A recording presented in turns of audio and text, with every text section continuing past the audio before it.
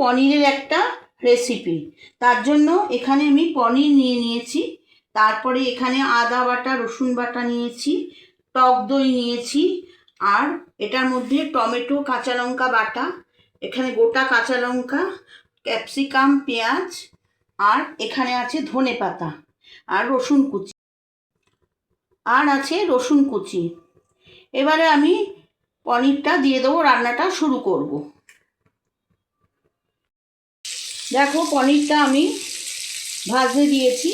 পনিরটা আমি একটু হালকা করে ভেজে নেব, তারপর আমি রান্নাটা শুরু করব। পনিরটা ভাজা হোক।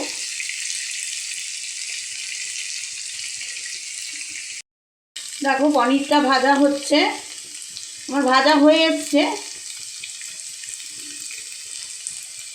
এবারে আস্তে আস্তে পনিরটা আমি তুলে দেব। পনিরটা আমার ভাজা হয়ে গেছে। আমি এবার একটু পনিরটা ঠান্ডা জল দেব, দিলে পনিরটা একটু নরম থাকবে।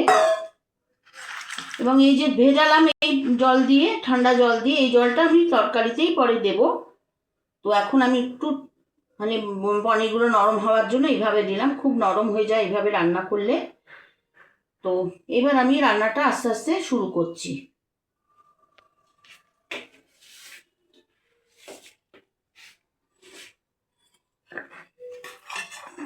আমি ফ্রাই প্যানে ক্যাপসিকাম আর পেঁয়াজটা দিয়ে দিলাম।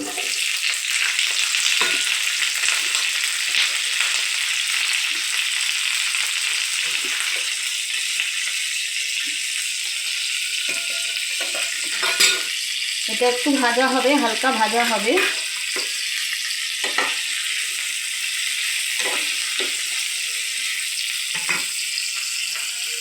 এবারে ওই বাটা মশলার মধ্যে যে আদা কাঁচা লঙ্কা বাটা, টক দই, আর আদা রসুন বাটা, আর এখানে হলুদের গুঁড়ো, জিরের গুঁড়ো আমি এর মধ্যে মিশিয়ে দিলাম।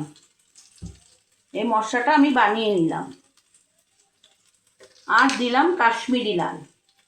আমি মশলাটা তৈরি করে নিলাম, তারপরে পনিরটা রান্না করব।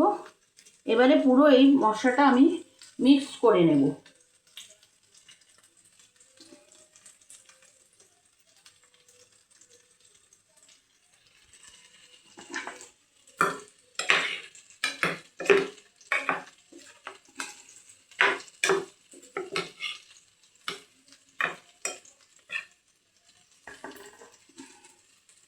এবারে আমি রসুনগুলো কুচিয়ে রেখেছিলাম, সেগুলো আমি দিয়ে দিলাম। ক্যাপসিকাম পেঁয়াজের সাথে রসুন কুচিগুলো সব দিয়ে দিলাম। এগুলো একটু ভাজা ভাজা হবে।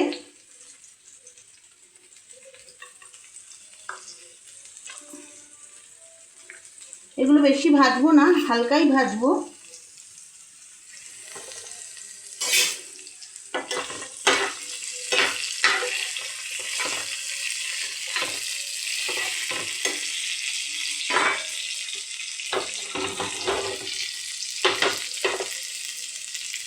দেখো এগুলো ভাজা হচ্ছে। এবারে আস্তে আস্তে বেটে রাখা মশলাগুলো আমি এর মধ্যে দিয়ে দেব। আমি বাটা মশলাগুলো সব দিয়ে দিয়েছি। মশলাগুলো একটু ভাজা হোক, তারপরে আমি পনিরটা দেব আস্তে আস্তে।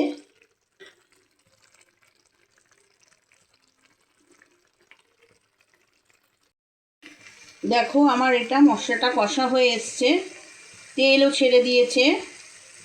এবারে আমি এর মধ্যে নুন দেওয়া হয়নি আমার, নুন দেব। নুন দিলাম, আর একটু অল্প একটু, যেহেতু টক দই দিয়েছি, অল্প একটু চিনি দিলাম। এবারে দিয়ে এটা একটু নেড়ে নেব।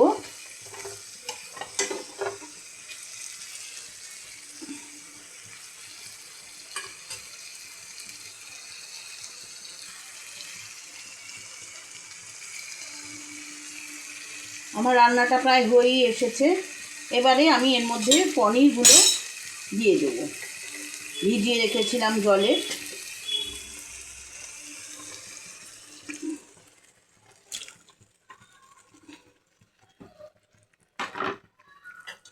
দিয়ে দিলাম, এবারে ফুটুক।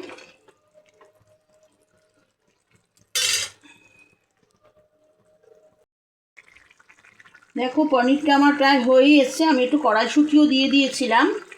এবারে আমি কাঁচা লঙ্কাগুলোও দিয়ে দিলাম এর মধ্যে, আর আমি একটু কর্নফ্লাওয়ার দেব, গুলে দিলাম। ঝোলটা আমার একটু ঘন হবে, এই জন্যই দিলাম।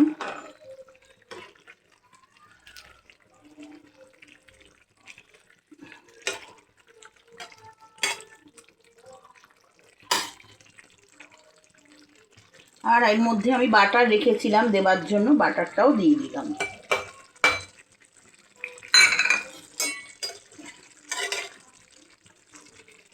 বাটারটা দিলে টেস্টটা ভালো হবে। আমার আস্তে আস্তে পনিরটাও রান্না হয়ে এসছে।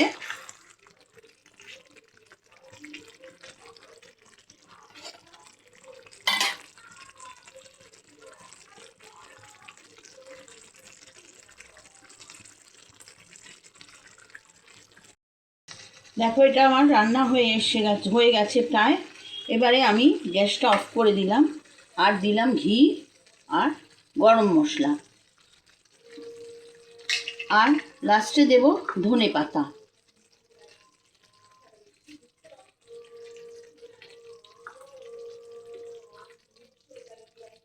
আমার রান্নাটা কমপ্লিট হয়ে গেছে।